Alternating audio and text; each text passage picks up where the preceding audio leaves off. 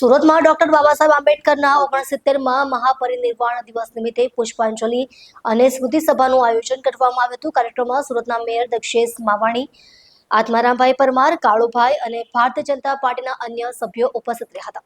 Ring road ખાતે doctor Baba Saheb આંબેડકરના મહાપરિનિર્વાણ દિવસ પર પુષ્પાંજલિ અને સ્મરણ સભામાં ભૂતપૂર્વ મંત્રી શ્રી આત્મારામભાઈ પરમાર મુખ્ય વક્તા તરીકે ઉપસ્થિત રહ્યા હતા. તેમણે ડોક્ટર આંબેડકરજીના જીવન, સંઘર્ષ, સામાજિક ન્યાય, સમાનતા અને ભારતના સાંવિધાનિક ઢાંચાને આકાર આપવામાં તેમના અતુલ્ય યોગદાન પર પ્રકાશ પાડ્યો. સુરત મહાનગરપાલિકાના મેયર દક્ષેશ માવાણી, ભાજપના પ્રદેશ ઉપાધ્યક્ષ શ્રી મહેન્દ્રભાઈ પટેલે પણ સભા કાર્યમાં ઉપસ્થિત રહ્યા હતા અને બાબા સાહેબના આદર્શોને જીવનમાં ઉતારવાનું આહવાન કર્યું હતું. કાર્યક્રમમાં ઉપસ્થિત નેતાઓએ જણાવ્યું હતું કે ડોક્ટર બાબા સાહેબ આંબેડકરનું વિચાર સૃષ્ટિ માત્ર એક વર્ગ કે સમુદાય માટે જ નહીં, પરંતુ સમગ્ર રાષ્ટ્રની પ્રગતિ અને સમરસતાના માર્ગદર્શન સિદ્ધાંતો ધરાવે છે. સમાજના દલિત અને વંચિત વર્ગો માટે સમાનતા અને ગૌરવનું જીવન સુનિશ્ચિત કરવા તેમણે કરેલા સંઘર્ષ અને દાનને યાદ કરવાનો આ દિવસ એક પ્રેરણાદાયી અવસર છે. આ કાર્યક્રમ દરમિયાન ડોક્ટર આંબેડકર પ્રત્યેની શ્રદ્ધા અને સન્માન વ્યક્ત કરવામાં આવ્યું હતું અને તેમના આદર્શોને અનુસરવા તથા સમાજમાં સમભાવ, બંધુત્વ